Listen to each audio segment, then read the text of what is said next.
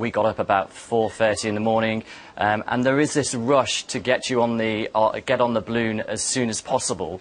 They do a safety briefing. The safety briefing went through, in my limited knowledge of ballooning, it went through the basics of what would happen when you land and what happens when you take off.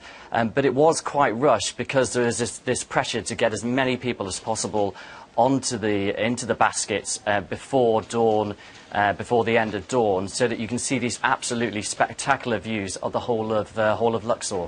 We took off at what looks like the same site, the same location, and this was in January this year. We took off at the same place. There was about 20 of us in the basket. We were quite surprised by the number of people who were effectively crammed into that basket. It did feel quite tight.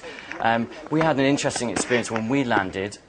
They were telling us that everything was fine, we were okay, but it took quite a long time to actually land the balloon. They were trying to find a site, and at one stage we clipped a small tree.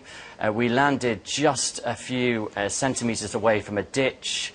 And that was quite an experience for those people in the balloon. There was, people were quite unnerved. They were quite scared at that time, and there was a limited amount of explanation as to what was going on at the time. We were going fairly close to pylons, for example, fairly close to trees below us, and that made it quite a nervous experience for those who were in the basket. It's a very interesting experience going on the hot air balloon because the views are absolutely extraordinary. They are totally spectacular. You go incredibly high into the sky and you see these beautiful temples, you see the extraordinary landscape and the lush fields, the sugarcane fields below you.